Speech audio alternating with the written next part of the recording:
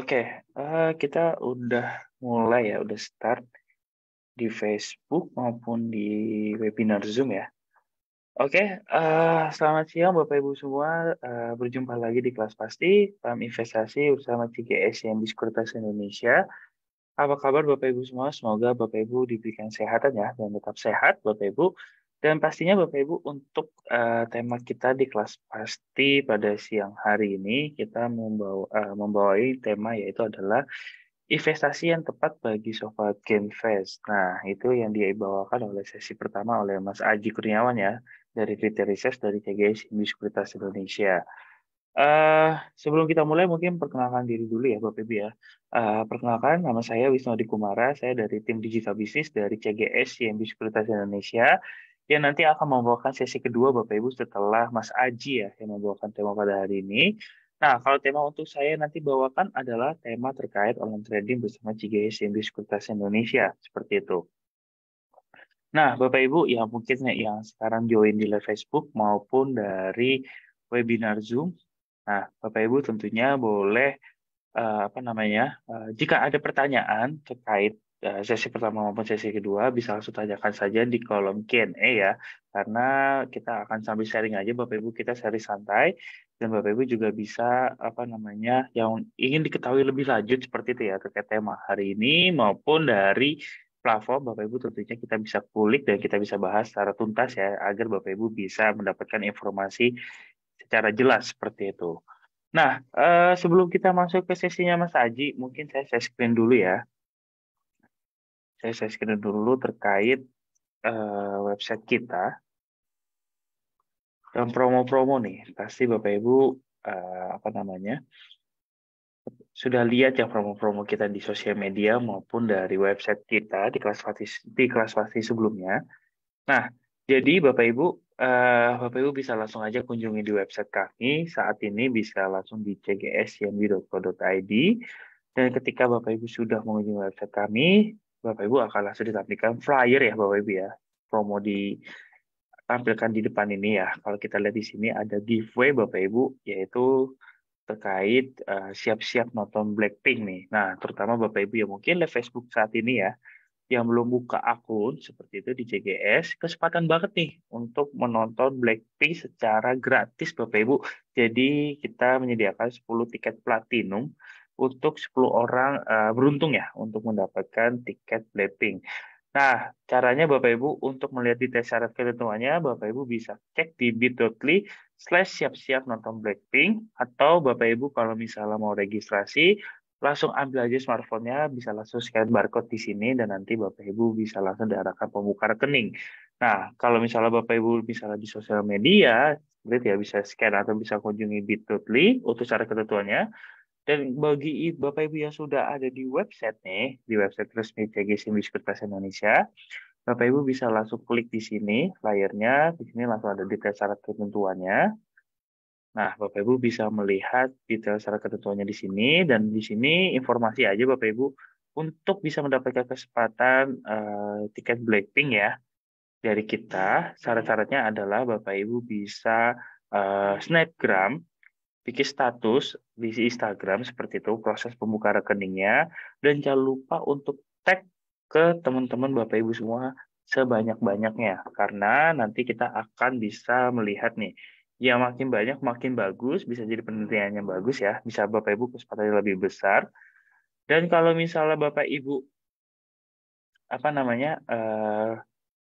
Snapgram jangan lupa untuk di non private ya Instagram ya, karena kalau misalnya di private tentunya kita nggak bisa nge-repost untuk dari status WA atau Snapgramnya seperti itu Bapak Ibu. Jadi itu promo kita Bapak Ibu, kita ada giveaway 10 tiket platinum konser siap-siap nonton Blackpink. Dan ini periodenya juga masih panjang, kita tunggu sampai 24 Februari 2023. Dan jangan lupa untuk follow sosial media kita, terutama Instagram di CGS YNB ID ya, karena di situ Bapak Ibu akan merepost atau bikin statusnya atau snapgramnya menggunakan tag dari CGS YNB Sekuritas Indonesia. Nah, Bapak Ibu, kita juga ada edukasi ya, Bapak Ibu ya, jadwal kelas edukasi. Di sini kita ada SPM Bapak Ibu yang kita adakan tanggal 28 Februari 2023. Mungkin Bapak Ibu yang nggak sempat atau belum sempat mengikuti SPM tahun lalu ya, yang terakhir kita adakan bulan Oktober, Bapak Ibu bisa langsung mendaftarkan karena masih terbuka nih untuk daftar kelas SPM-nya. Bapak Ibu bisa langsung bisa langsung klik register di sini dan Bapak Ibu bisa langsung bisa langsung mengisi aja Google Form yang ada di yang kami tampilkan ya registernya seperti itu. Dan di sini pembicaranya ada Pak Yusuf Adi Pradana ya untuk SPM pada bulan ini dari Bursa Efek Indonesia dan nanti kita akan membuat platform yang lebih menarik dan di sini tentunya Bapak Ibu ada saldo Dopres gratis ya Bapak Ibu ya. Jadi Bapak Ibu bisa mengikuti SPM dan bisa kesempatan mendapatkan Dopres persembahan dari EDX seperti itu. Nah, itu aja Bapak Ibu dan kita langsung aja kita langsung aja ini ya sambut Mas Aji ya karena Mas Ajinya sudah ada di Zoom. Oh, sudah ada pertanyaan nih, sudah ada pertanyaan dari Bapak atau Ibu Hilyatus Saadah ya. Harga tiket itu normalnya berapa, Kak? Mungkin jutaan ya Bapak Ibu ya, kalau misalnya Blackpink ya. Ya, saya nggak tahu detailnya berapa tiket Blackpink, tapi ya jelas pasti di jutaan sih Bu Hilyato atau Bapak atau Ibu Hilyato Saadah seperti itu. Nah, Bu Hilyato itu juga bisa dapat kesempatan ya untuk mendapatkan tiket Blackpink, jangan sampai kehabisan. Kita menyediakan 10 aja Bapak Ibu. Jadi Bu Hilyatus ada jangan lupa untuk registrasi dan Bapak Ibu bisa langsung bikin status proses pembukaan rekeningnya dan tag ke teman Bapak atau Ibu Hilyatus sebanyak-banyaknya dan jangan lupa untuk dinonaktifkan private Instagramnya seperti itu.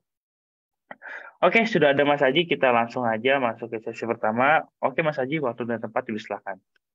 Oke, terima kasih Wisnu ya. Tadi udah sounding nih opening dan tentunya men-sharingkan ke teman-teman promo-promo yang menarik nih di CGSMB Sekuritas Indonesia. Dan selamat siang untuk teman-teman semua ya yang live bersama kita, menyempatkan waktu untuk belajar bersama-sama ya di siang hari ini kita sharing tentang investasi. Nah, di mana perkenalkan nama saya ya, karena ada istilah tak kenal maka tak sayang ya. Jadi perkenalkan nama saya Haji Kurniawan dari tim Retail Research Analyst dari CGSMB Sekuritas Indonesia. Nah, jadi di siang hari ini kita akan diskusi apa nih ya? Tentunya hal yang menarik nih untuk teman-teman millennials saat ini butuhkan ya. Nah, tentunya apa nih? Misalnya tadi nih ada promo Blackpink ya, ataupun hal-hal yang lainnya nih teman-teman ingin tentunya ingin lakukan ya. Misalnya mungkin ada konser ya, mungkin orang ataupun boy band ya kesukaan yang teman-teman dan teman-teman mungkin ingin nonton ya. Nah, itu bisa nih kalau misalnya mungkin dari tabungannya ini belum cukup ya. Nah, ini bisa nih untuk teman-teman dapat tambahan ya uang ya dengan melakukan investasi supaya teman-teman misalnya pengen nonton konser ya, ingin misalnya liburan ya, ingin kemanapun ya, teman-teman punya tujuan sesuatu ini bisa dibantu dengan investasi ya. Jadi seru banget yang tadi Wisnu ceritain ya. Jadi si JCMB ya nggak hanya investasi aja, tapi juga mengajak nih teman-teman ya. Ini bagi-bagi giveaway tiket nonton gratis ya. Tentunya apa tutupnya untuk bisa merayakan kehidupan ya. Jadi tentunya dengan berinvestasi kita bisa mendapatkan hidup yang lebih baik ya. Kita bisa mencapai goals kita di masa depan dengan tentunya bisa tercapai. Nah itu hakikatnya yang bisa kita nanti dapatkan ya dari segi materi kelas siang hari ini ya. Nah, jadi apa nih yang akan kita diskusikan di siang hari ini ya? Tentunya kita akan bahas seputar investasi ini teman-teman. Karena penting banget nih di zaman saat ini untuk mulai investasi ya. Karena tentunya nggak mungkin nih teman-teman ya, semua keinginan kita yang ingin kita capai ke depannya ya, walaupun misalnya jangka pendek maupun jangka panjang, ini bisa kita penuhi semua dari isi kantong kita ya.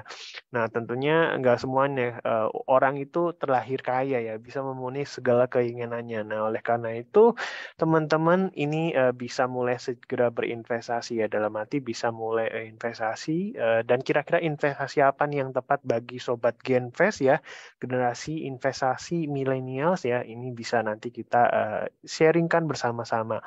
Dan kita menyapa juga teman-teman yang ada di Facebook maupun yang di Zoom. Selamat siang ya. Nah, bagi teman-teman yang ada pertanyaan, ini bisa langsung aja ya. Bisa dituliskan drop pertanyaannya, ditulis di kolom Q&A bagi yang live bersama kita di Zoom, ataupun juga di kolom fitur chat ya, komentar yang live bersama kita di Facebook. Nah, jadi pastinya seru banget nih teman-teman ya, berbicara tentang finansial, investasi ya, dan juga goals teman-teman dalam meraih sebuah keinginan ya.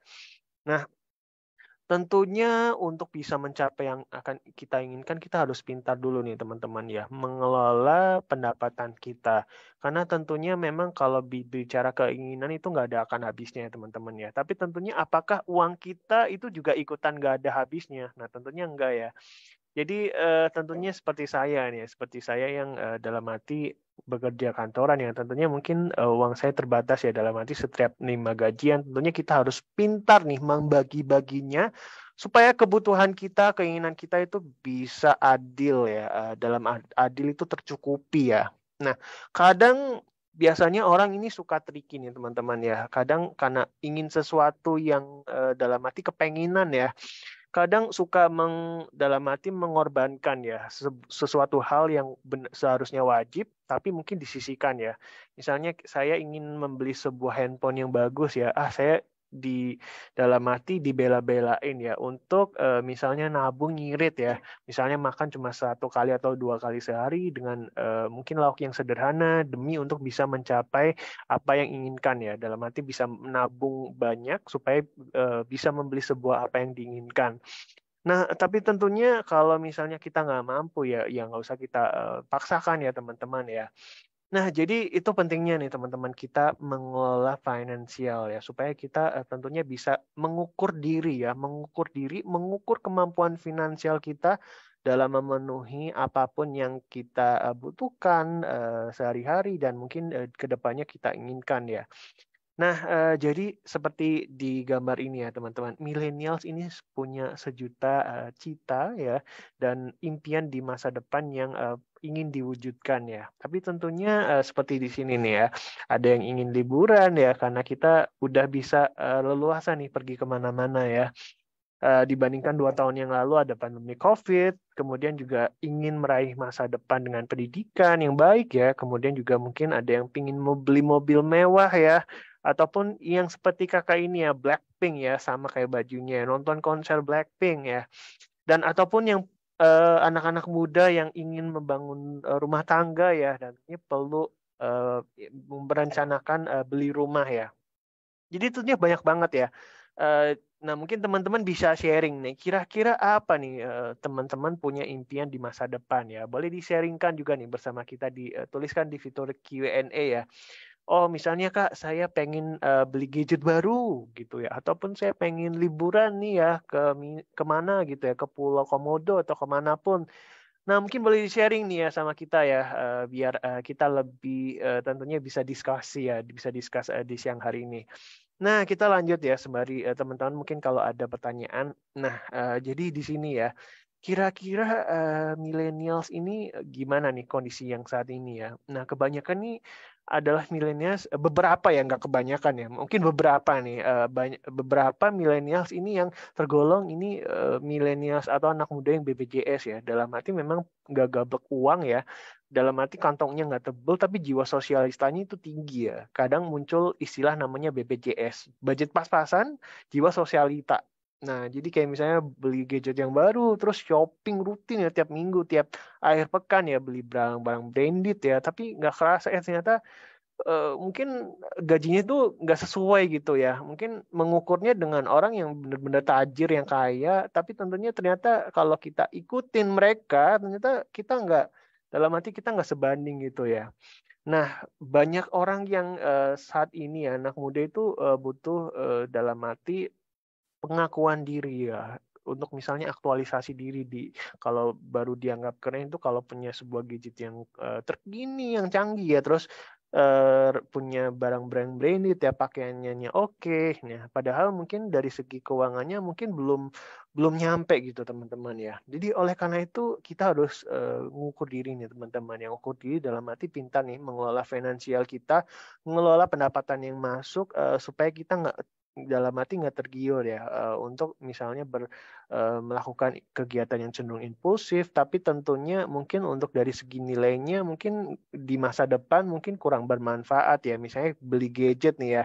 Nah, misalnya mungkin kita beli gadget saat ini mungkin jutaan rupiah, tapi mungkin kalau dari segi nilai manfaatnya kalau kita hanya buat sosial media ya, komunikasi dalam arti bukan yang bisnis ya, dan tentunya mungkin kalau kita hanya digunakan untuk konsumtif aja ya, tentunya mungkin kalau beli gadget tahun depan misalnya 2 tahun lagi itu nilainya udah turun ya teman-teman, bisa setengahnya ataupun bisa lebih ya, lebih turun di bawah itu. Nah, tentunya ini sebuah konsumtif yang kalau dibiarin aja nih teman-teman ya, sampai tua mungkin kita nggak punya tabungan, kita nggak punya sesuatu aset yang mungkin bisa bervalue ya, dalam arti berdampak untuk mungkin keinginan kita, tujuan kita, ataupun suatu saat kita ada suatu keperluan ya itu kita nggak bisa gunakan ya. Oleh karena itu penting banget ya, generasi milenial siapapun ya, nggak hanya anak muda ya, ini kita bisa pintar mengelola finansial sejak dini ya. Jadi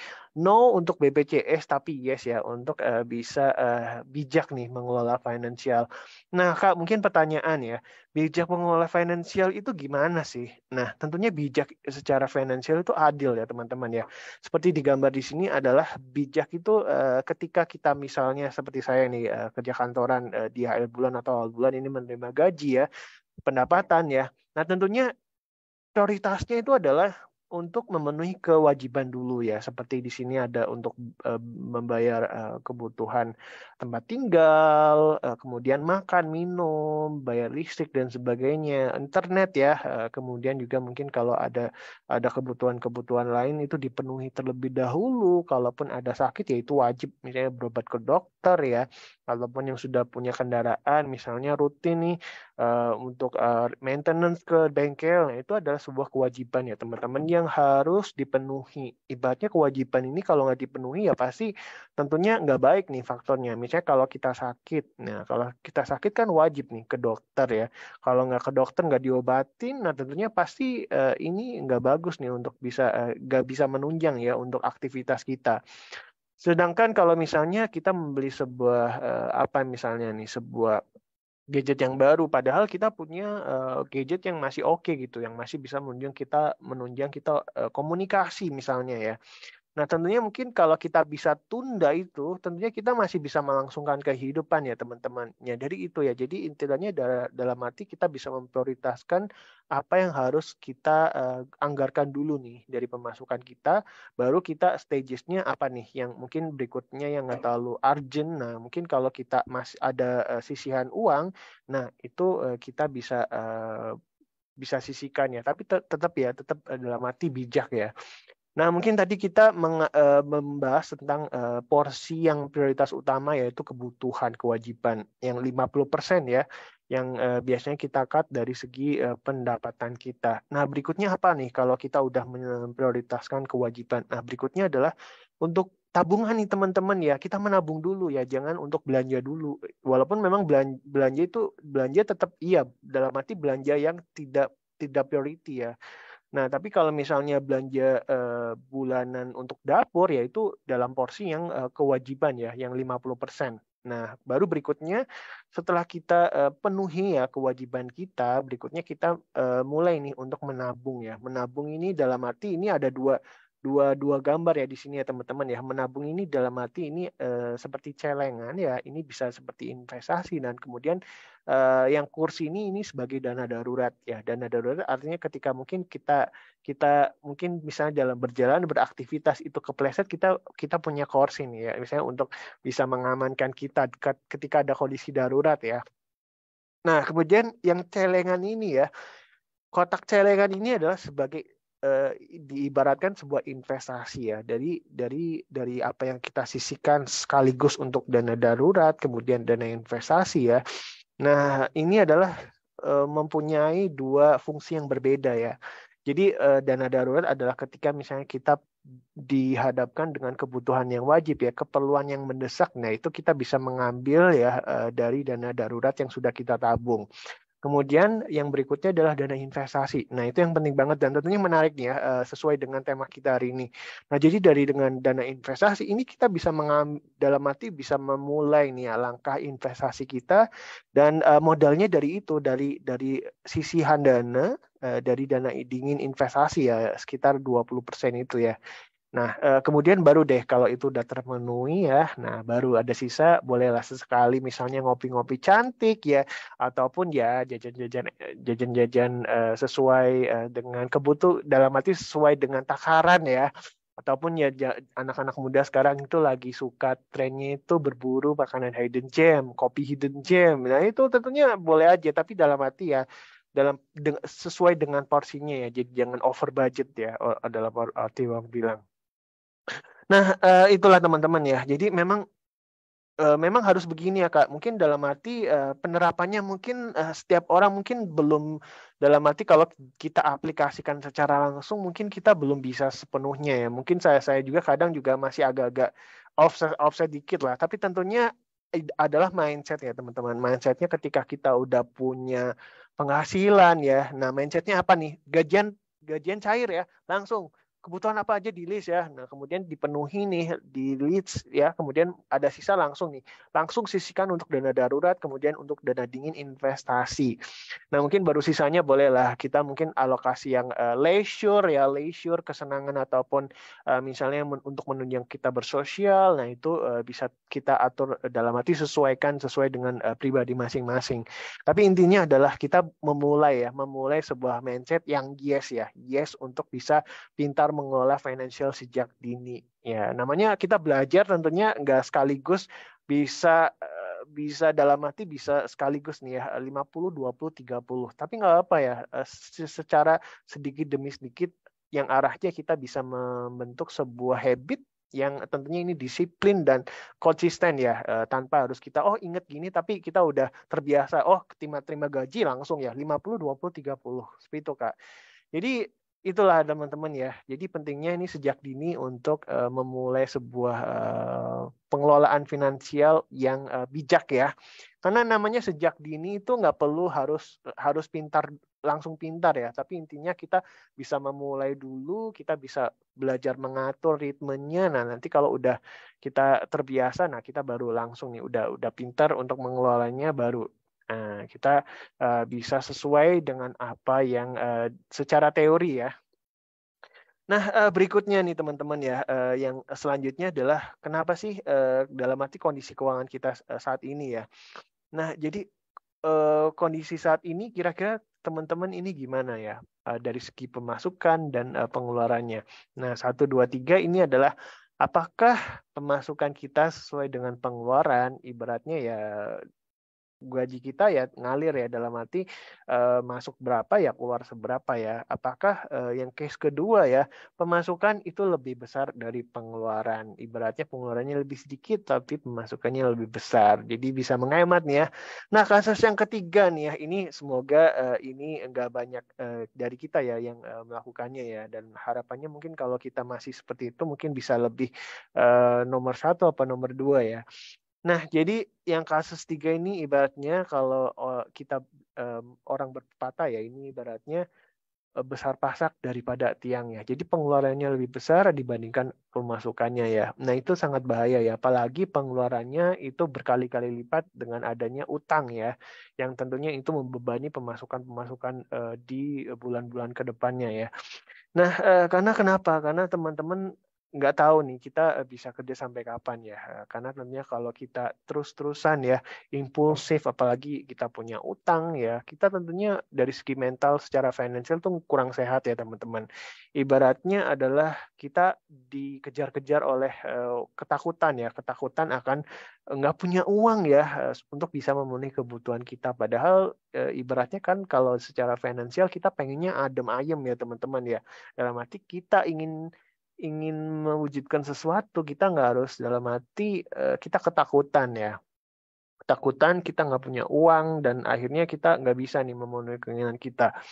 Nah, jadi dengan hal ini ya, dengan berinvestasi ini harapannya di masa depan ya, dengan tujuan investasi yang tepat ya, dengan langkah investasi yang tepat. Nah, hasil investasi yang tepat itu diharapkan bisa mewujudkan apa yang teman-teman harapkan ya. Dalam arti misalnya ingin untuk tabungan dana pensiun, ingin misalnya nonton konser ya, ataupun membeli sesuatu dan hal yang lainnya ini enggak tergantung dengan pendapatan kita ya, dalam arti aku pengen makan makan enak nih di restoran ini tapi aku belum gajian ya, jadi tentunya aku harus tergantung nih nunggu gajian dulu baru bisa memenuhi keinginan kita gitu ya. Jadi konsep dari financial freedom bukan berarti kita nggak bekerja sama sekali terus kita bisa memenuhi keinginan kita, enggak. Jadi dengan financial freedom itu kita bisa memenuhi keinginan kita tapi tanpa harus kita dalam artinya itu eh, dipengaruhi ya, dalam arti dipengaruhi oleh pendapatan kita ya teman-teman. Jadi nggak tergantung dengan pendapatan misalnya dari bekerja atau apa, istilahnya kalau kita ingin sesuatu kita bisa gitu ya. Kita ingin sesuatu ada gitu uangnya. Kayak gitu teman-teman ya, untuk financial freedom. Nah, poin pentingnya adalah dana darurat ya. Nah, dana darurat ini berapa nih minimalnya? Nah, minimalnya sih sebenarnya nggak ada batasan yang baku ya teman-teman. Tapi at least misalnya ada hal-hal yang nggak terduga, untuk dalam arti minimal asumsi 6 bulan pengeluaran bulanan itu kita minimal ini bisa menjadi dasar ya teman-teman. Misalnya mungkin kita nggak punya misalnya kita kehilangan pekerjaan dan belum mendapatkan pendapatan yang baru dari bekerja.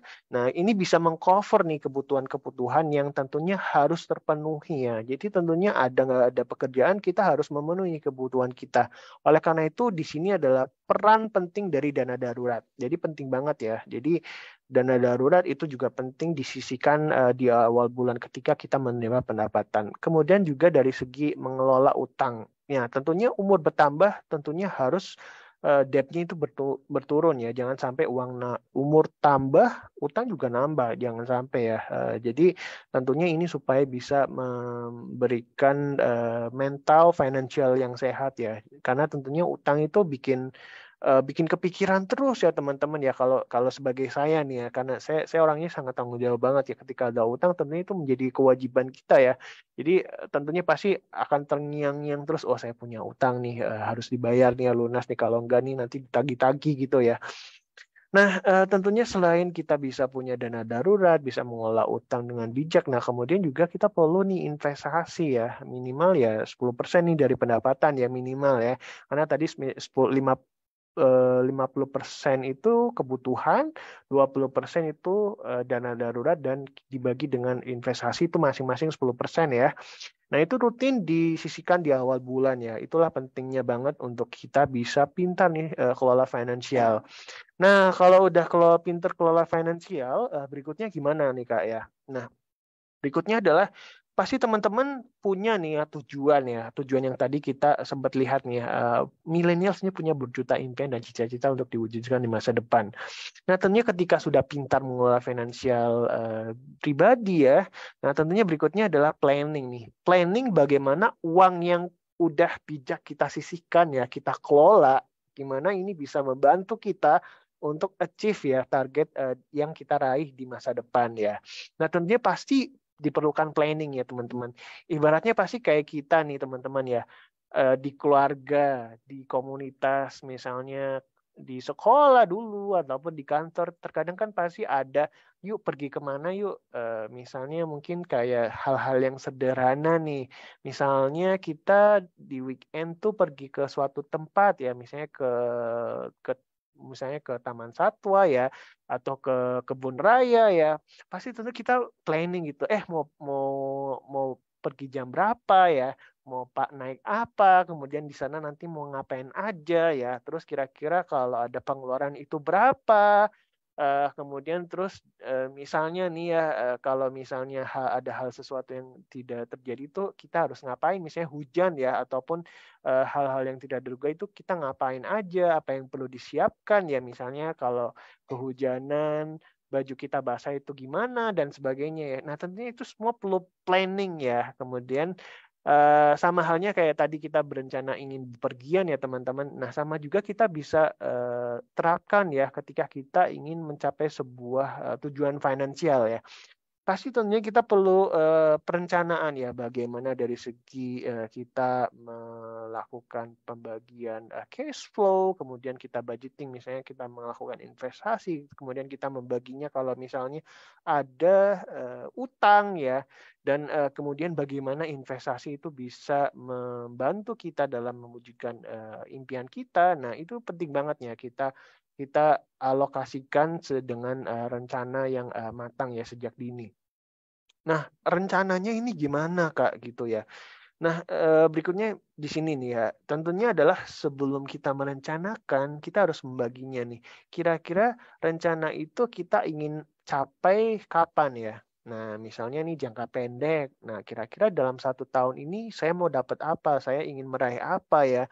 Dengan uang yang saya kelola, kemudian secara jangka menengah misalnya 3-5 tahun, 10 tahun ya, ingin mencapai apa, ingin meraih apa, kemudian secara gambaran besar ya jangka panjangnya apa nih yang kita inginkan ya, ingin capai ya. Nah, misalnya untuk jangka pendek kita ingin liburan lah sesekali karena ya namanya kerja ya, ada hiruk pikuk di kerjaan ataupun di lingkungan sosial ya, atau teman-teman yang masih sekolah ya.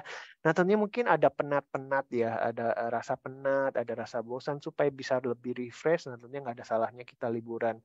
Ataupun juga secara middle term ya, teman-teman mungkin aku udah mulai dewasa nih, dan tentunya mungkin misalnya di sini ingin meraih sebuah impian yang lebih besar, yang lebih baik untuk mendapatkan pendidikan yang lebih tinggi ya, itu juga bisa ya. Kemudian ataupun ingin membeli sebuah rumah, membeli mobil ya untuk bepergian keluarga kecilnya. Nah, itu juga bisa nih ya didefinisikan sebagai tujuan jangka menengah. Nah, ataupun yang secara jangka panjang ya, untuk long term-nya supaya bisa menikmati masa tua ya, nggak harus capek-capek kerja ya, ini dengan pensiun ya.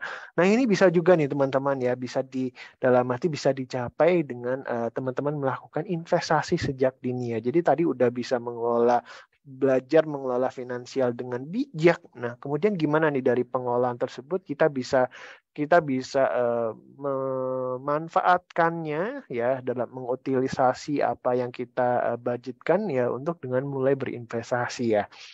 Nah, mungkin di antara kita itu masih agak suka ngeyelan nih teman-teman ya, dalam arti itu kenapa sih investasi gitu ya.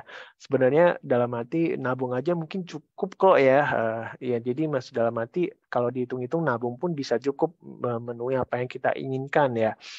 Nah, tapi tentunya adalah yang gini nih teman-teman, insight-nya adalah tentunya di Indonesia sendiri ini punya batasan umur ya, usia bekerja ya, produktif. Nah, biasanya kalau udah mendekati usia 50-an ya, itu biasanya dalam arti ada batasan nih untuk bekerja ya, untuk pensiun ya.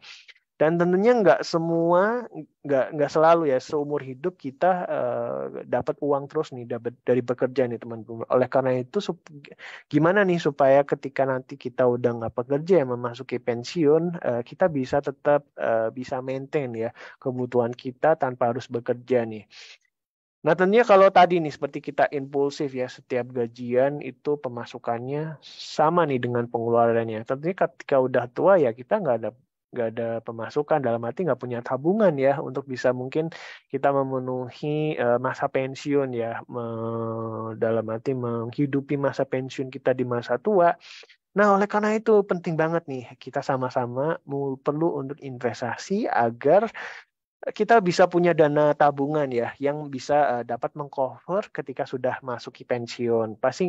Pasti nggak ada yang nggak seneng ya kalau kita bisa punya masa pensiun yang bahagia, sejahtera, dan dikelilingi dengan orang-orang terkasih ya, bersama cucu ya, bersama anak tercinta. Wah, itu lengkap banget ya teman-teman ya.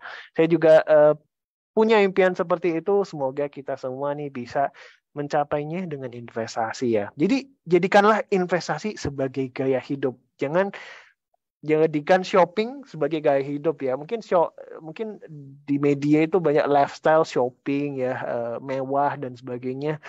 tentunya kalau kita nggak punya aset yang dalam arti kita bukan orang kaya benar-benar tajir ya, tentunya kita akan kewalahan yang ngikutin itu.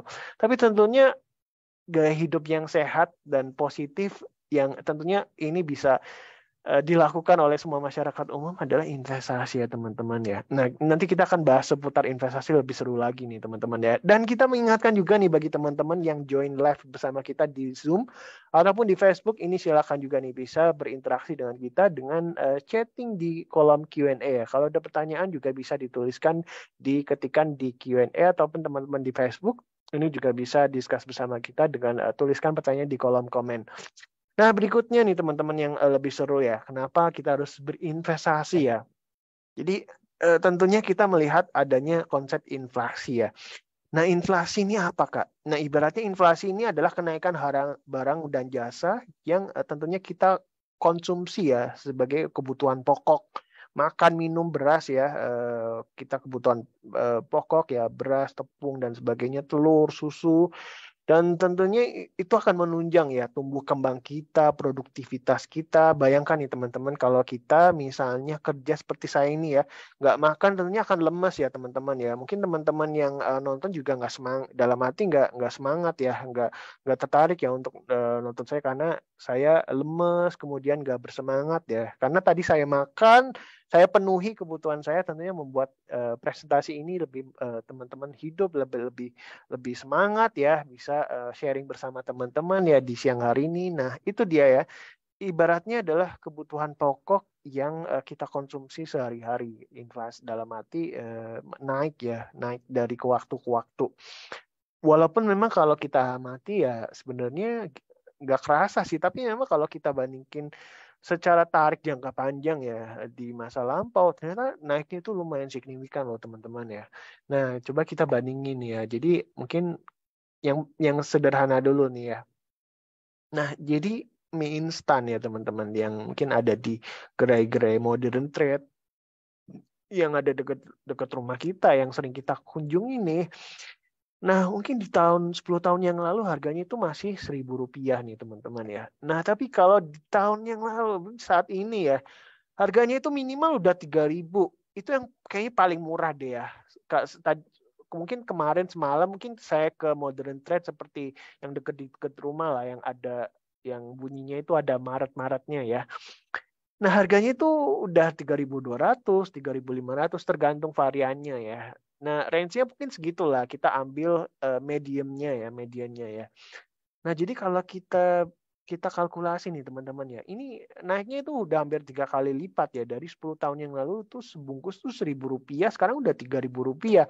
Bayangkan 10 tahun 10 tahun lagi itu berapa ya? Mungkin ya kalau misalnya sama naiknya ya hampir ya 8.000, 9.000 ya.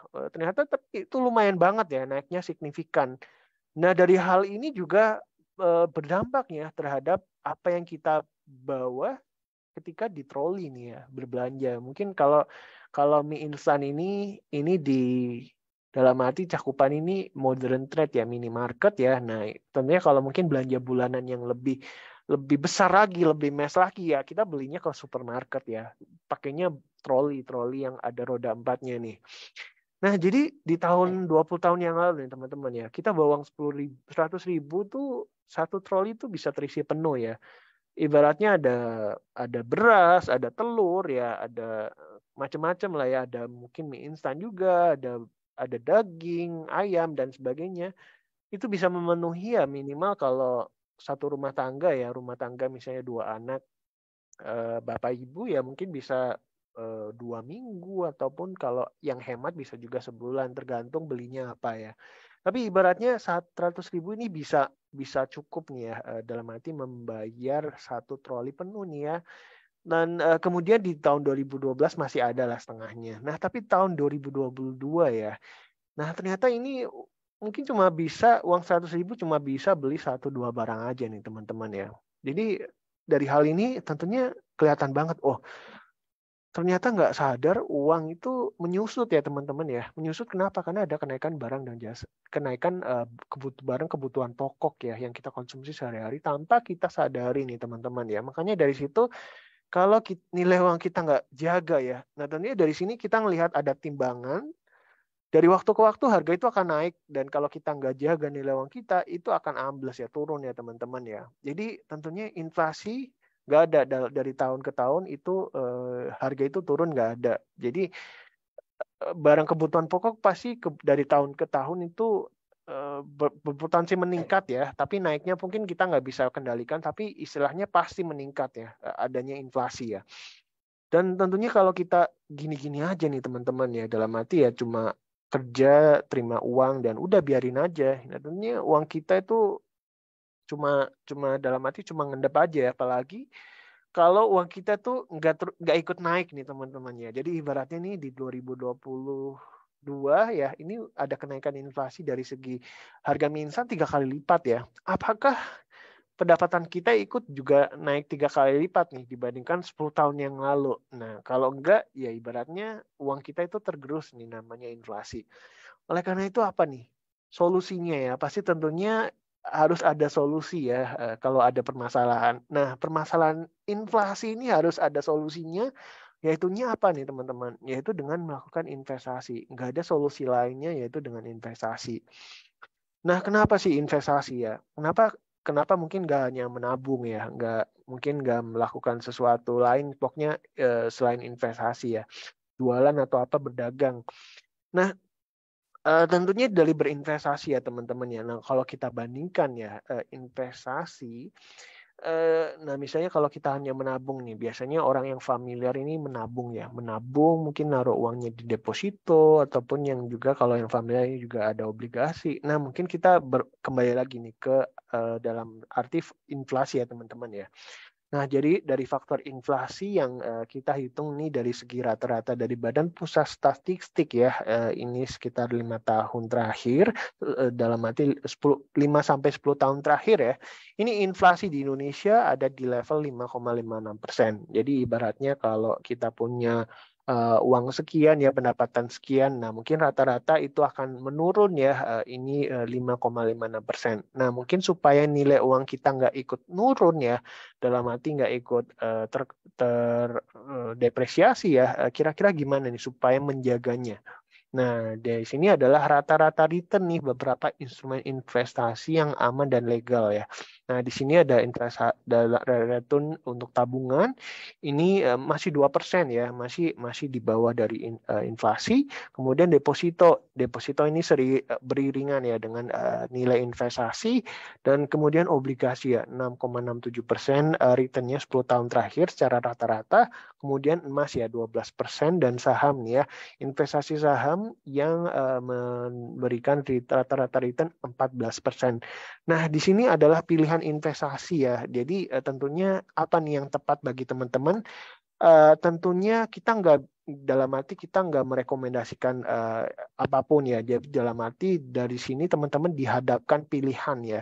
Nah, dari sini teman-teman bisa memilih nih investasi apa yang cocok. Nah, misalnya kalau teman-teman berminat untuk investasi saham, nah tentunya mungkin dari segi return-nya tersebut apa nih? Apakah semua risikonya sama ya dengan return yang berbeda? Apakah juga risiko dan return reward-nya itu juga akan sebanding nih?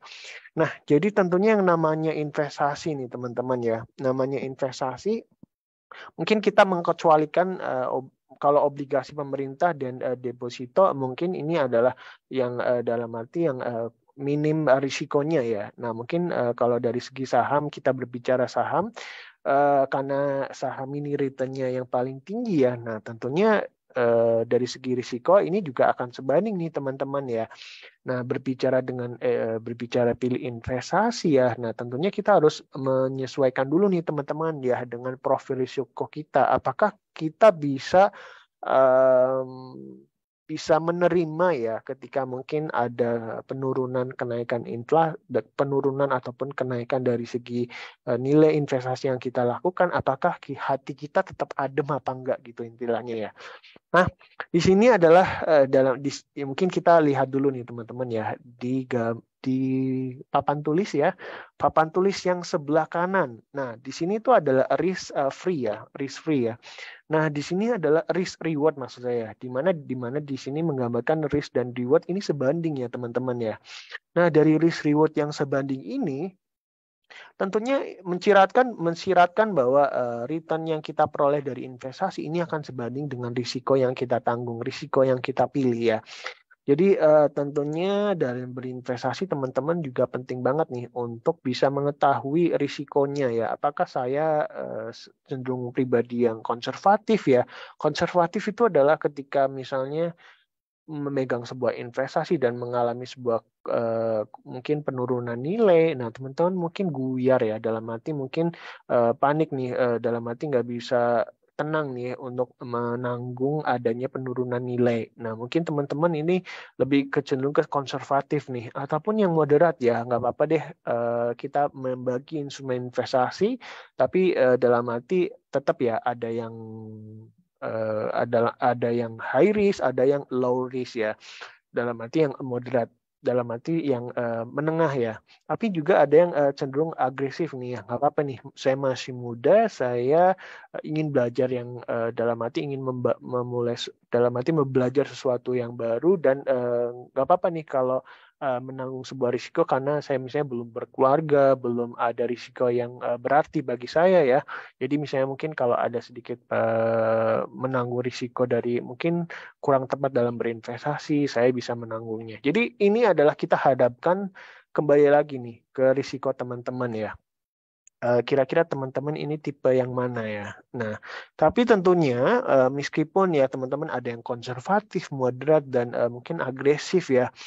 Nah, tapi dalam berinvestasi memang pasti ada risikonya ya. Tapi tentunya risiko ini sebenarnya bisa kita kendalikan ya teman-teman ya. Kita kendalikan, kita bisa manage-nya dengan kita bisa memilih nih, menganalisa. Dengan menganalisa kita bisa memilih saham yang tepat.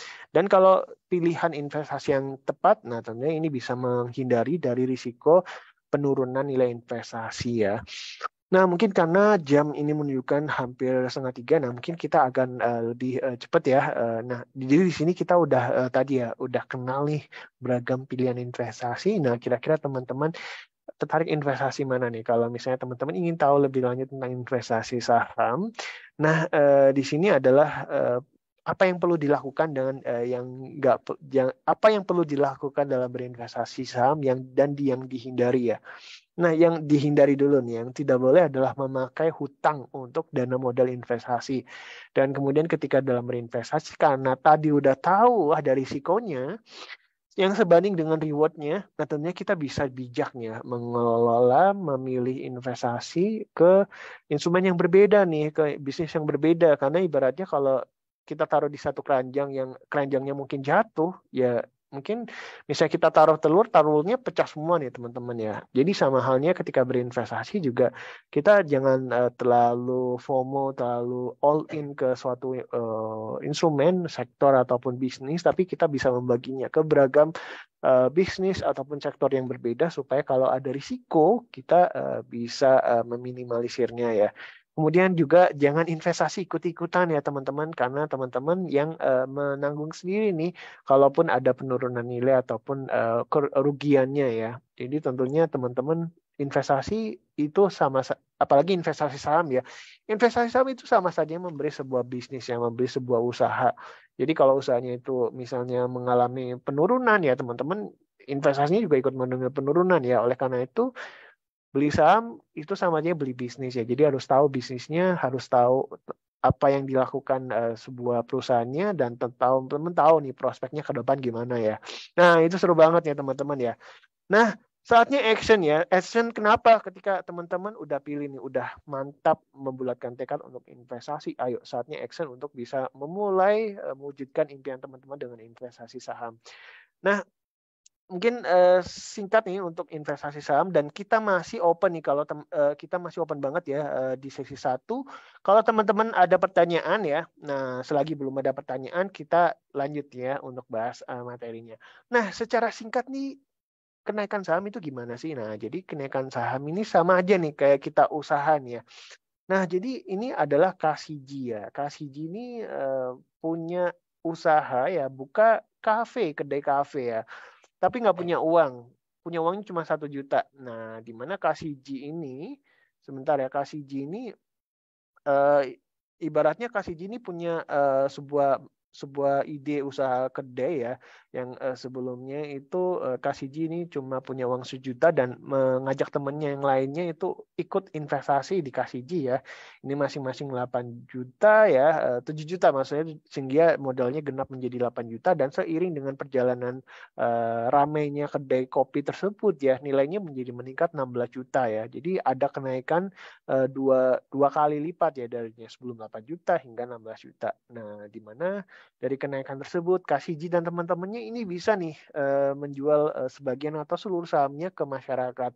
Jadi ibaratnya ketika KCG ini memulai sebuah bisnis dan teman-temannya tertarik untuk investasi ke bisnis KCG dan usahanya berkembang ya, tentunya nilainya juga meningkat ya, dari segi labanya itu meningkat ya teman-temannya. Dan hal ini bisa nih memberikan keuntungan bagi KCG dan teman-teman yang lainnya yang berinvestasi ke kedai kafe dari KCG tersebut ya. Jadi sederhananya sama aja nih kayak kita berwirausaha ya, kita berdagang, kalau misalnya untung ya kita akan dapat keuntungan sesuai dengan porsi yang kita investasikan nih teman-teman. Nah, investasi saham itu untungnya apa aja nih? Nah, untungnya adalah dari segi selisih harga beli dan jual nih ya. Yang tadi contohnya nih dari KCG ini 16 juta dikurangi 8 juta itu selisihnya. Dan tentunya seberapa besar capital gain yang teman-teman dapatkan itu sejumlah dari teman-teman yang investasi, teman-teman lakukan ya investasinya. Jadi semakin banyak teman-teman melakukan investasinya, misalnya per lembarnya ya, itu teman-teman juga akan sejalan ya dari kenaikan gain yang teman-teman dapatkan. Misalnya kalau di saham itu satuannya itu 1 lot ya, 1 lot itu 1 lembar saham. Jadi kalau lotnya itu semakin besar ya, tentunya gainnya itu juga semakin besar. Kemudian likuiditasnya yang tinggi ya, dan tentunya likuiditas ini menguntungkan kita ya kalau misalnya sewaktu-waktu kita ingin mencairkan, menjualnya. Tentunya kita nggak kesulitan nih untuk menjualnya ya, mencairkannya ya.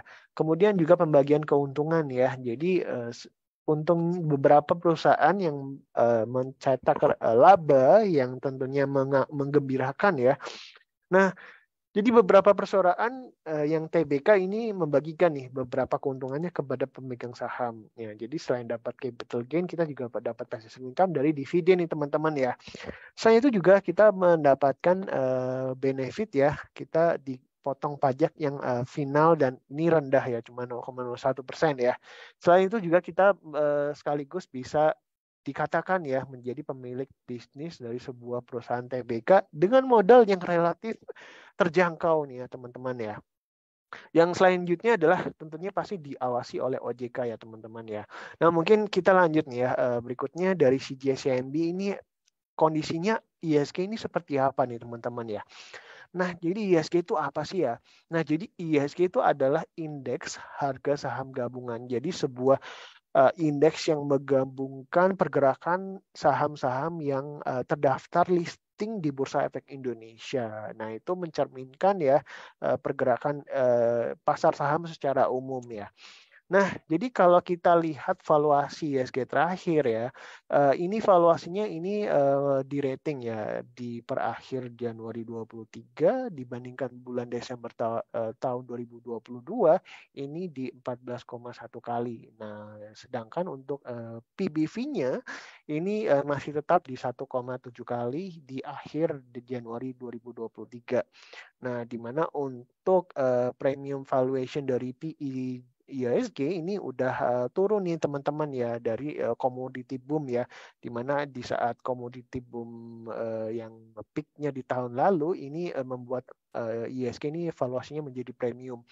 Nah dari kalau kita lihat level yang saat ini udah turun ya teman-teman, jadi udah nggak terlalu premium lagi lah istilahnya, udah nggak terlalu mahal lagi.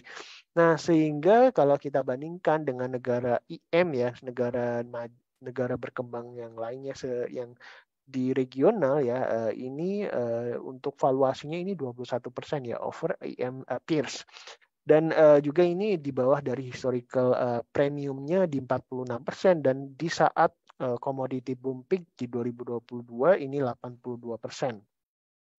Nah, sedangkan berikutnya Kira-kira siapa nih penggerakkan ISG ke depan? Memang kalau kita lihat nih, kalau kita sama-sama update nih teman-teman, pergerakan ISG sepanjang peak 2022 hingga 2023 memang ini ada koreksi nih, sekitar 7% ya.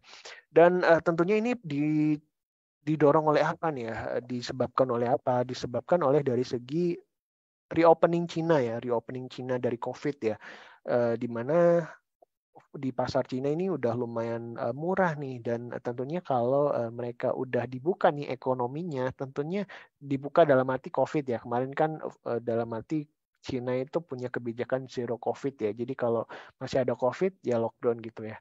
Dan dari reopening tersebut tentunya menarik bagi investor asing ya, karena market di sana udah lumayan murah, dan oleh karena itu mereka outflow nih uangnya dari Indonesia untuk pindah ke sana nih untuk bisa dapat cuan ya.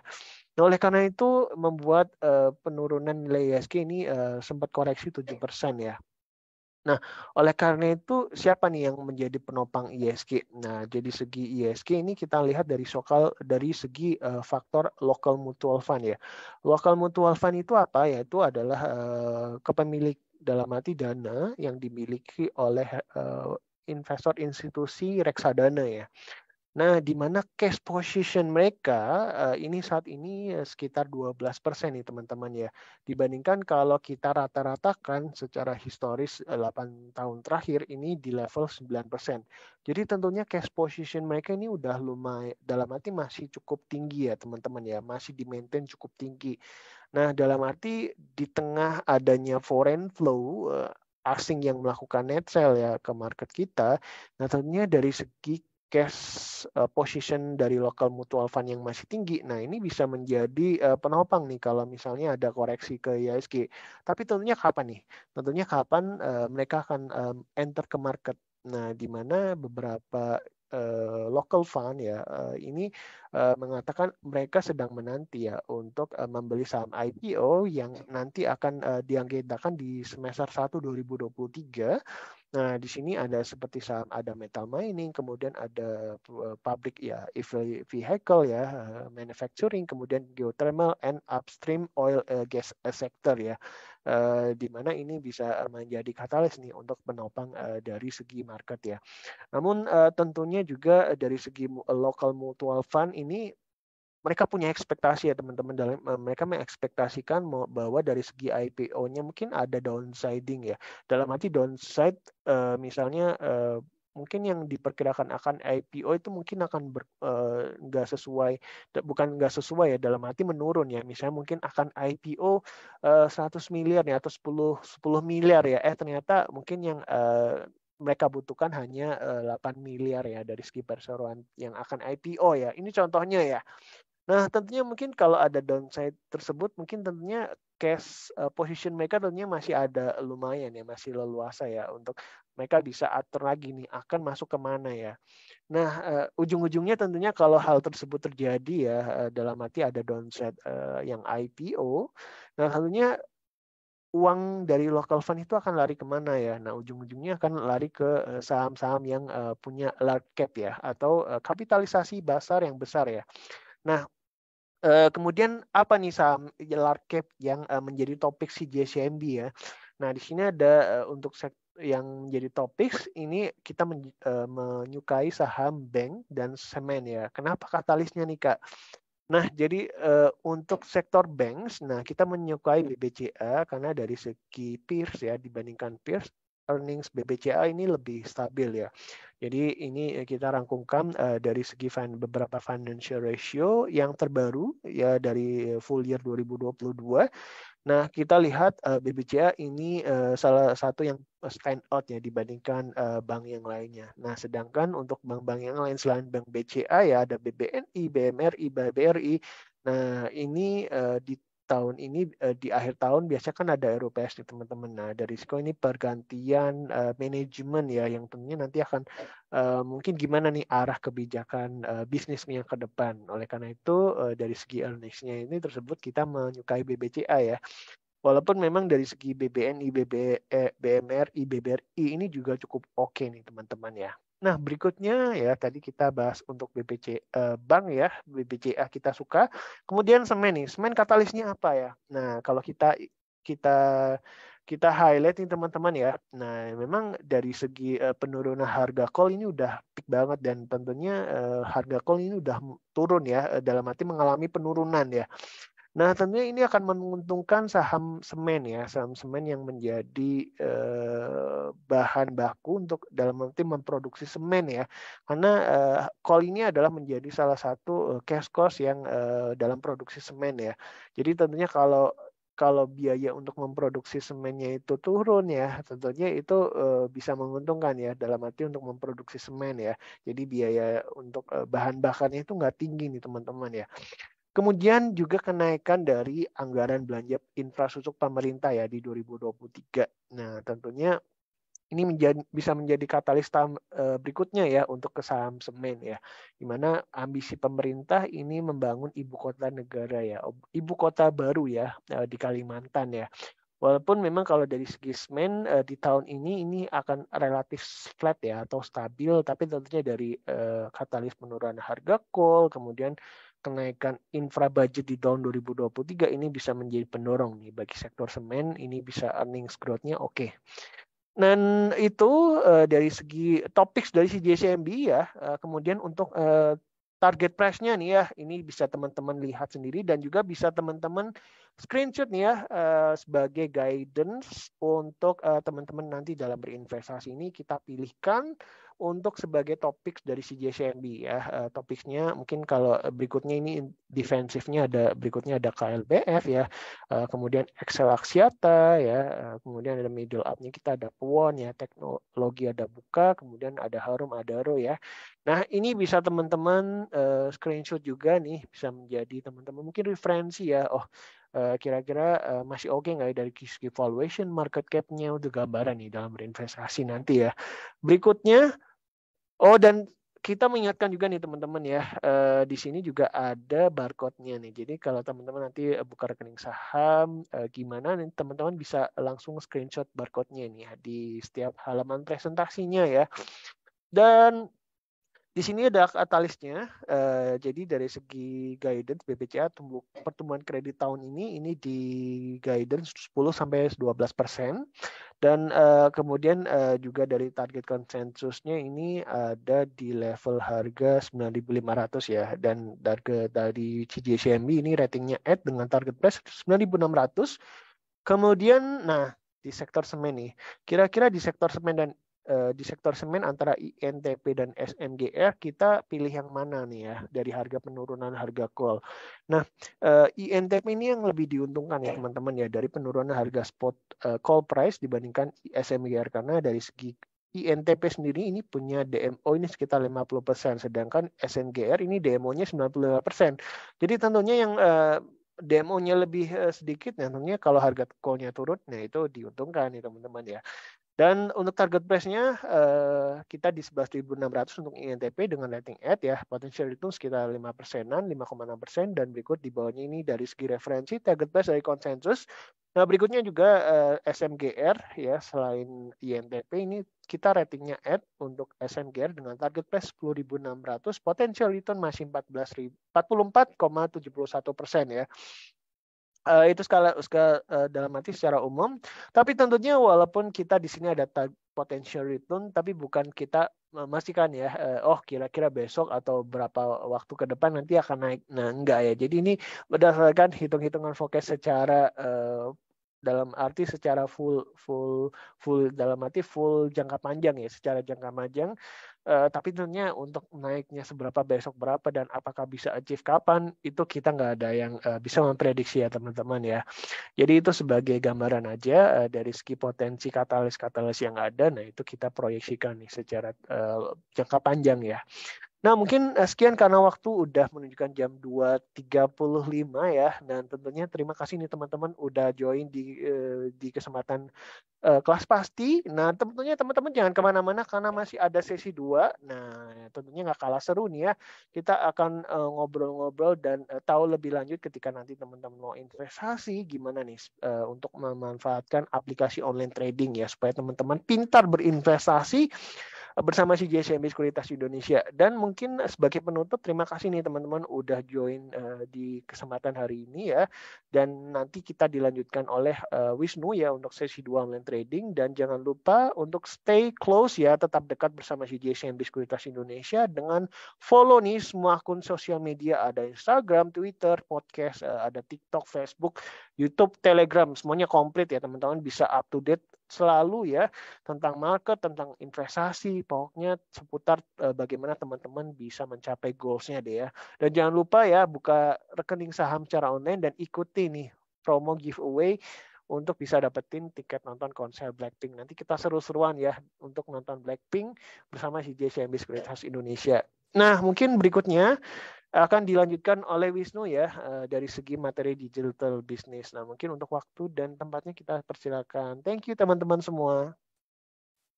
Oke, thank you Mas Haji udah bawain sesi pertama ya terkait tadi investasi. Mungkin Bapak atau Ibu saat ini sudah ada sedikit gambaran nih atau benefit ya dari presentasinya Mas Haji di sini. Nah, biar lebih mantap lagi, kita akan membahas dari sisi platformnya Bapak Ibu ya. Jadi tadi Mas Haji menceritakan banyak hal ya terkait investasi segala macam untuk menyiapkan dana darurat segala macam ya atau aset passive income seperti itu ya. Nah, di sini Bapak Ibu tentunya bisa berinvestasi secara mudah dan aman tentunya dengan hanya sentuhan jari Bapak Ibu, yaitu bersama CGS Yaitu Sekuritas Indonesia dan bisa dilakukan di mana saja seperti itu. Oke, saya screen dulu ya. Jadi di sini kita akan membahas lebih tepatnya adalah aplikasi web Bapak Ibu. Dan di sini Bapak Ibu kita mendemokan langsung ya. Jadi jika ada pertanyaan Bapak Ibu bisa langsung tanyakan saja di kolom Q&A ya, karena di sini kita akan sharing Bapak Ibu cara menggunakan atau cara bertransaksi, membeli saham, berinvestasi bersama CGSMB Sekuritas Indonesia dengan cara mudah seperti itu.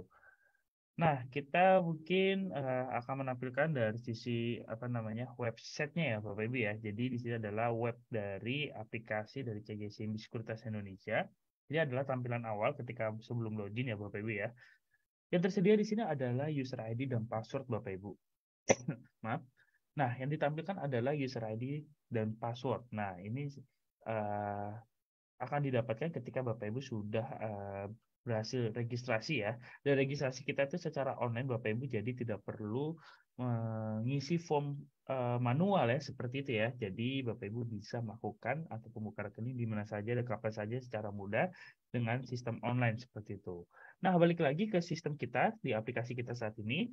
Nah, ini adalah aplikasi dari CGS Sekuritas Indonesia dari versi web Bapak Ibu, dan nanti kalau misalnya waktu yang mencukupi mungkin saya akan menampilkan dari sisi desktop ya. Jadi sebenarnya kita ada 3 channel Bapak Ibu, ada aplikasi mobile, ada aplikasi web, dan aplikasi desktop.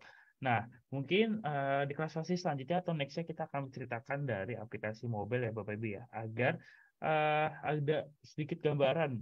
Nah, jadi kalau misalnya ya senang beranalisa secara panjang gitu ya, atau maaf, secara lengkap seperti itu, kita bisa menggunakan web ataupun desktop Bapak Ibu. Nah, kalau misalnya untuk lebih apa ya fleksibel seperti itu ya, lebih fleksibel, nah Bapak Ibu bisa menggunakan aplikasi mobile seperti itu.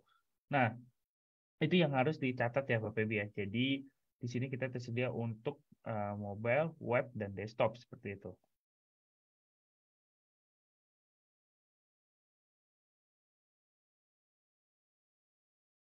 Oke, di sini coba saya masukkan password ya. Jadi user ID ini ketika Bapak Ibu sudah berhasil registrasi, nanti akan dikirimkan melalui email Bapak Ibu untuk user ID, password, dan PIN seperti itu ya. Jadi nanti Bapak Ibu bisa langsung kunjungin aja web trade kita kalau misalnya aplikasi ini. Nanti kita akan kirimkan untuk atau sales Bapak Ibu akan mengirimkan link download untuk mobile dari iOS dan Android, web tradingnya, dan bahkan desktopnya seperti itu. Nah, mungkin di sini saya akan menampilkan ya untuk halaman pertama.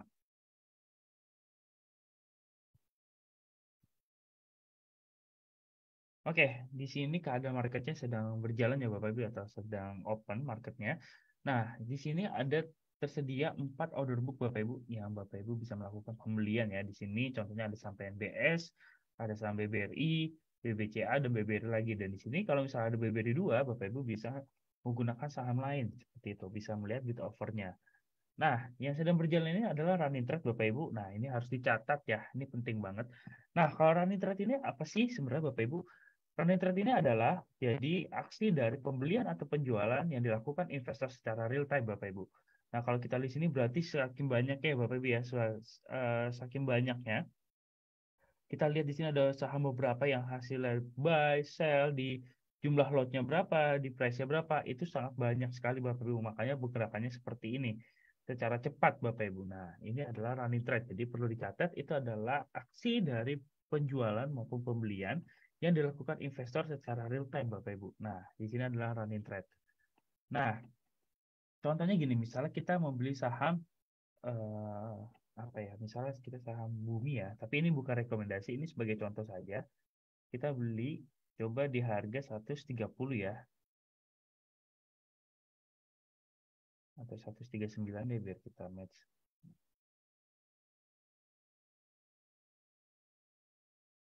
39 di harga satu lot. Nah, di sini nanti Bapak Ibu akan mendapatkan PIN ya.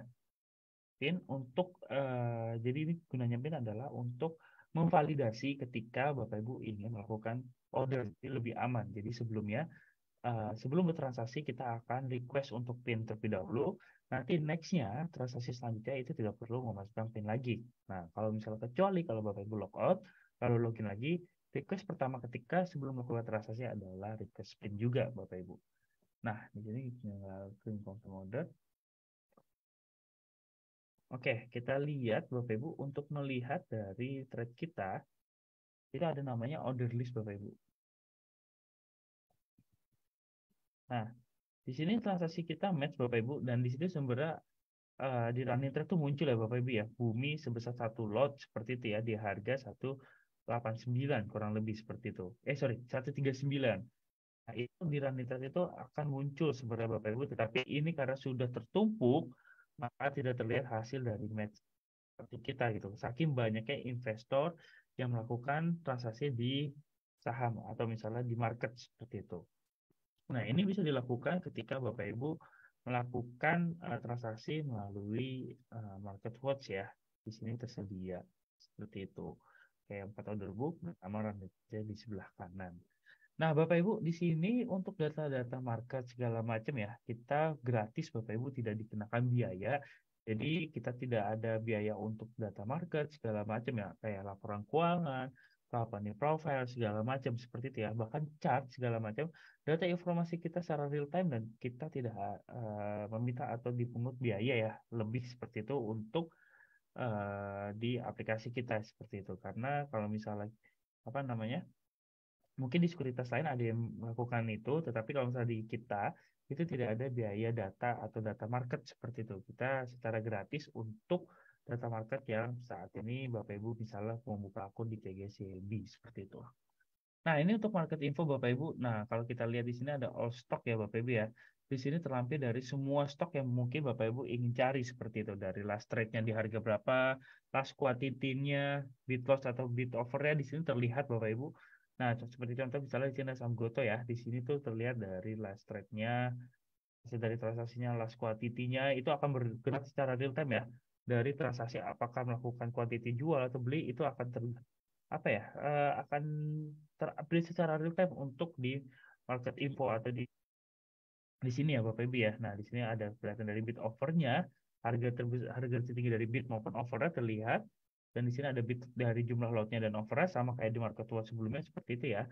Nah, di sini yang penting adalah Bapak Ibu, di sini ada notasi khusus ya yang diberikan oleh bursa. Nah, seperti ini ada saham Goto, notasi khususnya adalah kode K. Nah, nanti Bapak Ibu bisa cek secara lengkap ya di websitenya IDX.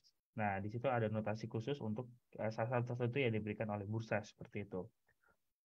Nah, kalau di sini dia eh, notasi khususnya itu adalah tipe K, Bapak Ibu, yaitu adalah bisa memberikan multiple voting ya, lebih dari satu hak suara ketika apa namanya ketika mempunyai satu saham seperti itu atau lebih seperti itu. Nah, jadi misalnya Bapak Ibu mempunyai satu saham dan Bapak Ibu berhak untuk memberikan voting atau lebih ya kepada si emiten tersebut. Nah, itu adalah notasi khusus di saham Goto seperti itu. Nah, sebenarnya masih banyak Bapak Ibu, kalau misalnya kita cek di sini ada Sambuka juga yang dikenakan notasi khusus ya Bapak Ibu ya. Seperti itu. Nah, kalau tadi si Goto itu K seperti itu ya. Tapi kalau misalnya tadi apa namanya buka itu tidak boleh lebih dari satu suara ketika mempunyai satu lembar saham seperti itu. Itu kebalikannya. Itu Bapak Ibu bisa cek secara langsung di websitenya IDX seperti itu. Nah di sini market info ya Bapak Ibu ya. Nah di sini all broker ya Bapak Ibu. Nanti akan kita tampilkan dari top 20 broker Bapak Ibu dari sekuritas-sekuritas ya. Mungkin dari value-nya, dari frekuensinya nanti akan tertampil di top 20 broker Bapak Ibu. Nah, di sini nanti akan terlihat jelas untuk siapa value tertinggi, frekuensi, dan nanti akan terinfo di market info, lalu di top 20 broker seperti itu. Nah, di sini ada global market summary ya, Bapak Ibu ya. Jadi di sini tertampil untuk dari indeks dari semua apa ya, dari secara global ya, Bapak Ibu ya. Dan nanti di sini akan terupdate. Kita saat ini kita lagi mengembangkan ini kebetulan sistem baru, Bapak Ibu. Jadi global market summary-nya kita akan update dan nanti Bapak Ibu bisa melihat dari indeks-indeks yang ada di luar seperti itu. Nah, itu untuk global market summary. Selanjutnya Bapak Ibu di sini ada heat map ya. Nah, ini adalah fitur unggulan di aplikasi lama kita bawa di aplikasi terbaru seperti itu. Nah, kegunanya adalah kita bisa melihat dari market cap dari sektor Bapak Ibu atau volume, maka dari frekuensi ya. Nah, ini akan tertampil semua ya. Nah, kalau kita lihat volume nih, Goto paling besar ya Bapak Ibu ya. Volumenya itu hampir 9 miliar ya kalau kurang lebih ya. Ini saham Goto tuh terbesar Bapak Ibu untuk dari sisi volumenya seperti itu. Nah, di sini ada color representation. Di sini Bapak Ibu bisa dari market cap, value, asset, change, frekuensi ya. Nah, di sini terlihat semua Bapak Ibu. Ini adalah fitur dari performance heat map dari salah satu sektor Bapak Ibu. Ini tertampil juga. Nah, kita berlari di menu yang paling di sebelah kanan ya, sebelahnya market info. Di sini ada track Bapak Ibu. Di sini tertampil dari finansial Bapak Ibu, bahkan dari bisa langsung melakukan order dan bahkan order list ya Bapak Ibu ya. Nah, kita bahas dulu dari market watch. Ini lebih minimalis ya. Jadi ada market info dan kita tampil juga di menu trade seperti itu. Nah, di sini ada portofolio Bapak Ibu. Nah, ini adalah saham-saham yang kita miliki seperti itu ketika transaksi kita sudah match ya. Nah, kalau misalnya kita tadi, sorry, mungkin kelewat ya. Mungkin Bapak atau Ibu di sini banyak yang belum tahu nih. Satu lot itu sama aja berapa lembar sih, Mas Wisnu, seperti itu ya. Nah, satu lot itu sama aja 100 lembar saham, seperti itu. Jadi, kalau misalnya membeli 2 lot sama dengan 200 lembar saham, begitupun sampai terusnya ya, berlaku kelipatan seperti itu, Bapak Ibu. Nah, itu adalah satu lot, kita bisa melakukan pembelian minimal satu lot saham, seperti itu. Nah, balik lagi kita lihat di portofolio. Di sini ada saham-saham yang kita miliki ya. Di portofolio ada saham. Contohnya di sana saham Zinc, PNBS, dan Bumi. Nah, ini adalah saham-saham yang kita miliki di portofolio seperti itu. Nah, kita lihat lagi tadi transaksi kita ya. Tadi kita melakukan pembelian saham Bumi itu transaksi yang match ya. Karena kita tadi di harga over Bapak Ibu. Jadi logikanya gini. Ketika kalau kita di sini ya, kita coba contoh saham Bumi aja deh. Kita mau ini ya, analoginya ya. Tadi kita overnya itu tadi 139 ya, sekarang sudah jadi 138 ya, seperti itu. Nah, semakin naik harganya. Nah, balik lagi. Jadi kalau misalnya kita lihat di sini Bapak Ibu, kalau misalnya kita lihat ada sekitar 4.910 lot di harga 138 yang mau jual. Jadi sekitar investor dengan antrian sorry udah naik ya. 19.000 ini ingin melakukan antrian jual seperti itu di harga 138.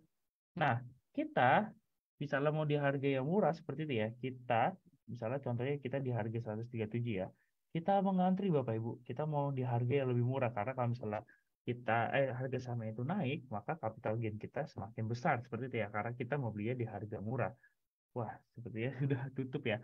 Nah, balik lagi, kalau misalnya tadi kita ada antrian di offer, itu adalah antrian menjual dan di antrian beli Nah, itu statusnya open Bapak Ibu. Jadi itu belum match transaksinya. Nah, tadi kenapa kita bisa langsung match Bapak Ibu?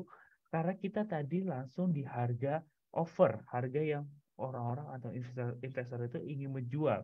Maka ketika misalnya itu, kita langsung bisa transaksinya bisa match. Jadi antara pembeli dengan penjual itu saling bertemu. Ibaratnya seperti itu ya.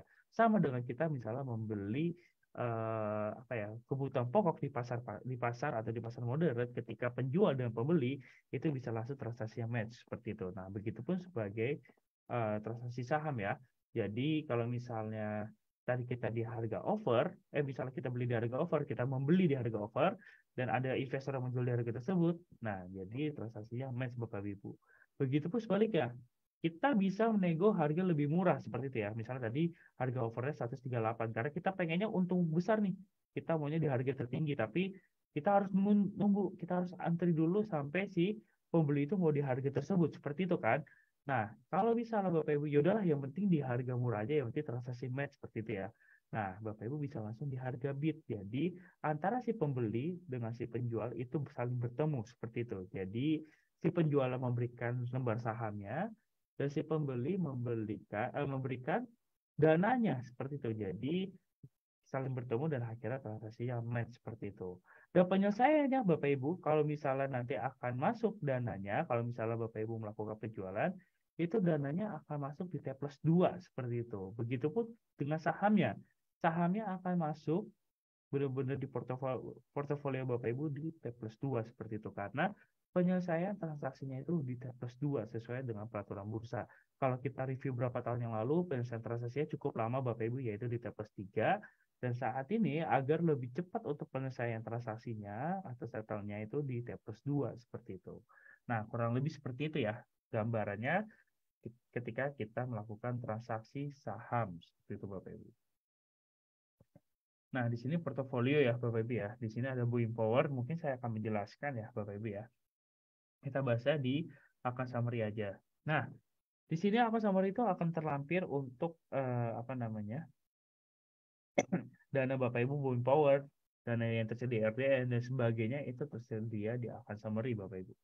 Nah, kita bahas dari pertama dulu ya, buying power. Nah, buying power itu apa sih? Nah, buying power itu adalah limit yang diberikan oleh sekuritas kepada nasabah seperti itu ya. Jadi kalau misalnya Bapak Ibu sudah membuka rekening di CG CMB Sekuritas Indonesia dengan mendeposit dana sebesar 1 juta, maka buying power adalah sebesar 5 juta Bapak Ibu. Karena yang diberikan kepada sekuritas diberikan kepada nasabah adalah 5 kali dana cash. Itu perlu dicatat nih. Setiap sekuritas memiliki wewenang yang berbeda untuk terkait limit maupun buying power seperti itu. Tetapi kalau di CGS itu adalah 5 kali dana cash yang dimiliki dari FDN nasabah seperti itu. Misalnya tadi mendeposit sebesar 1 juta, maka buying power adalah 5 juta, 5 kali dana cash seperti itu. Nah, kegunaan buying power ini adalah ketika Bapak Ibu tidak ada atau tidak mencukupi dananya di RDN, kegunaannya adalah untuk membeli saham yang tidak ingin kehilangan momentum seperti itu. Misalnya, Bapak Ibu membeli saham PT ABCD dan itu lagi kira-kira kalau kita lihat chart ya, itu lagi uptrend Bapak Ibu. Tetapi Bapak Ibu ingin membeli banyak gitu karena melihat prospek dari kinerjanya, dari chartnya itu bagus seperti itu ya. Nah, ketika Bapak Ibu ingin membeli saham tersebut dengan jumlah lot yang banyak seperti itu ya, tetapi dananya tidak mencukupi, buying power ini bisa digunakan Bapak Ibu. Tetapi kita harus tahu dulu haircut-nya itu berapa agar kita bisa melihat persentase yang bisa digunakan untuk limit seperti itu, terutama saham yang Bapak Ibu ingin beli ya. Biasanya kalau misalnya saham-saham yang nggak begitu liquid itu kemungkinan kita menggunakan limitnya itu sangat kecil Bapak Ibu yang diberikan.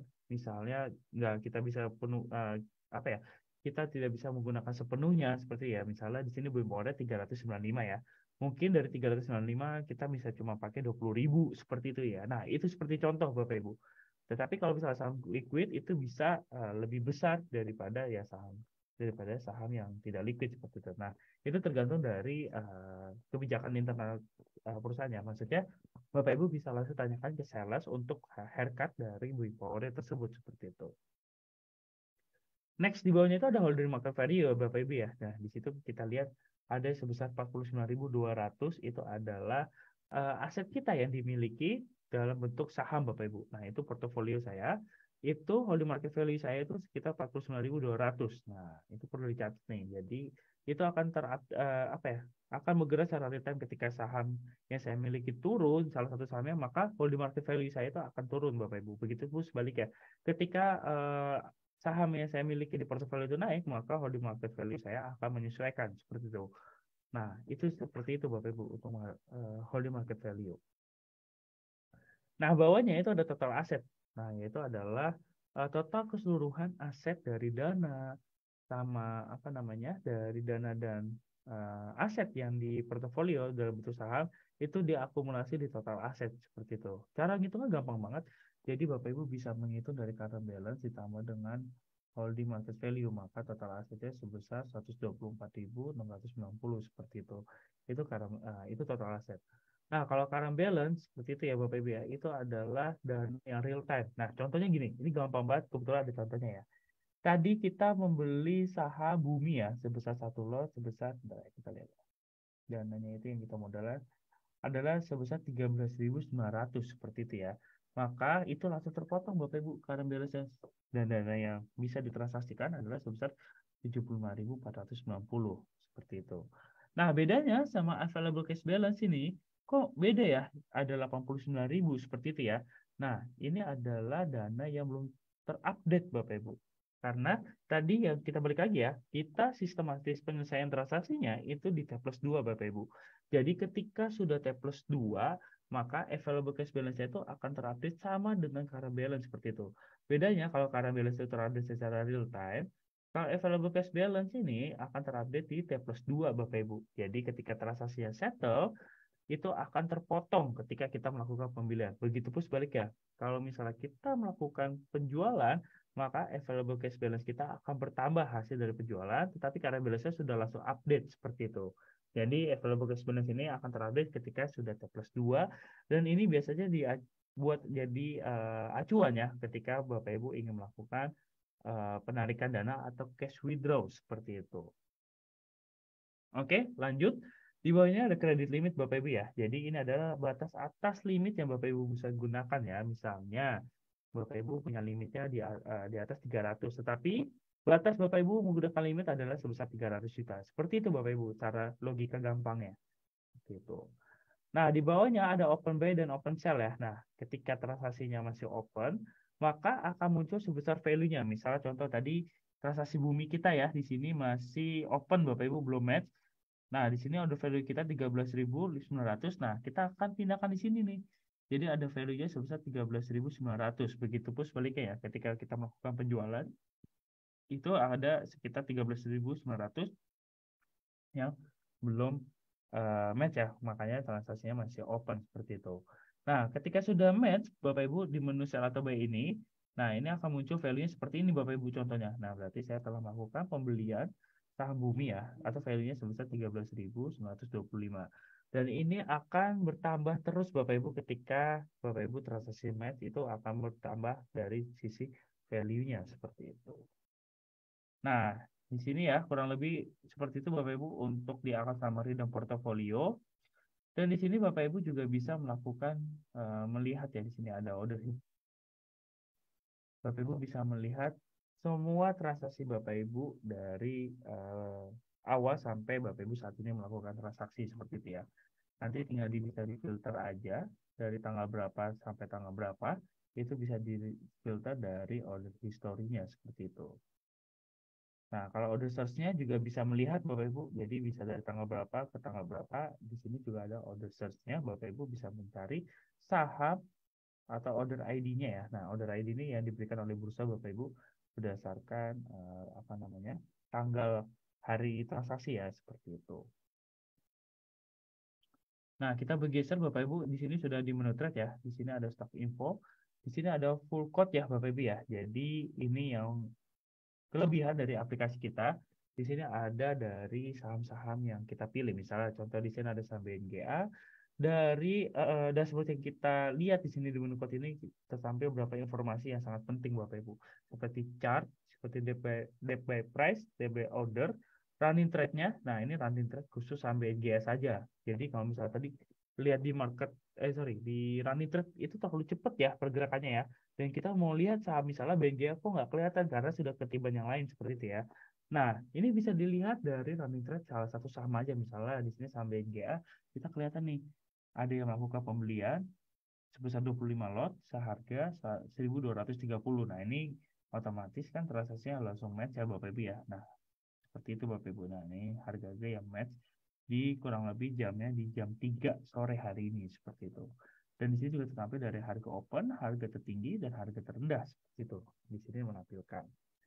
Itu running trade filter ya Bapak Ibu ya. Jadi Bapak Ibu bisa menyesuaikan kira-kira saham BGA itu juga ini running trade adalah saham yang sudah difilter berdasarkan chart juga, DP price ya, DP order di situ tertampil semua Bapak Ibu.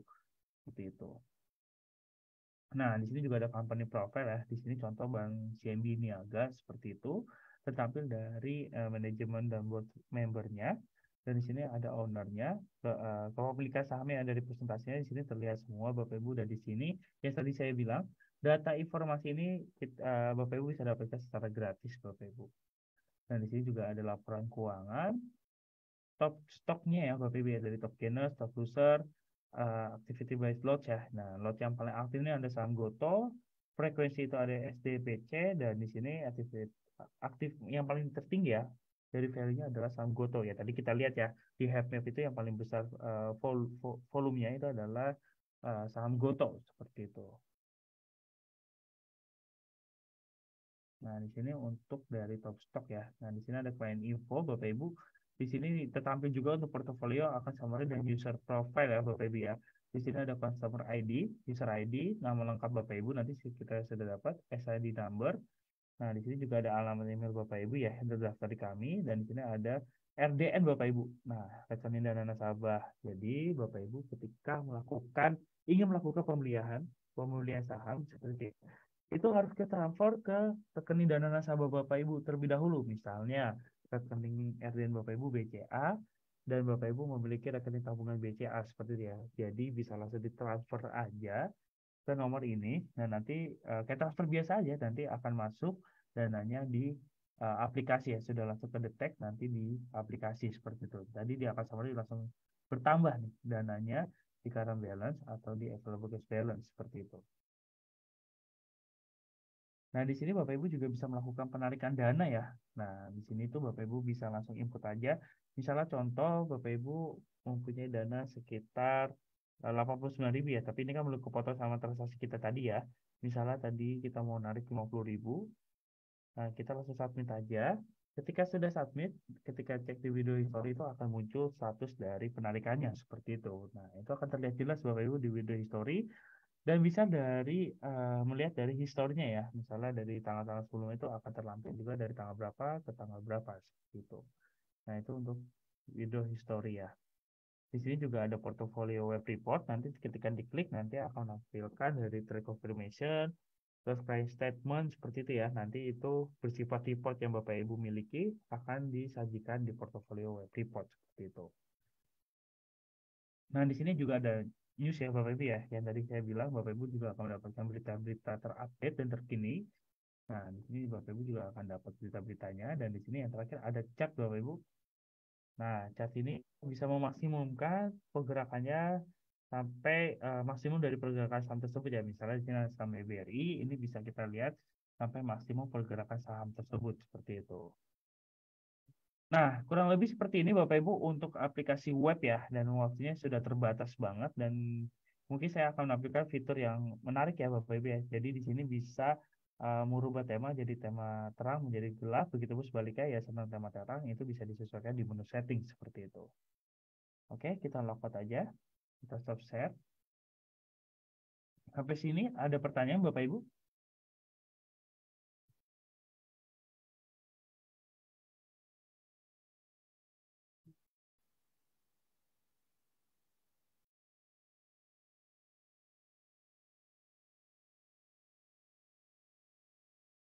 Oke, tidak ada pertanyaan ya. Oke, terima kasih Bapak Ibu yang telah hadir dan mengikuti kelas pasti dari awal sampai akhir. Sampai jumpa Bapak Ibu di kelas pasti selanjutnya ya, dan sampai ketemu di kelas pasti selanjutnya. Terima kasih Bapak Ibu dan selamat sore dan Tetap semangat berinvestasi bersama CGS di Sekuritas Indonesia. Thank you Bapak Ibu semua.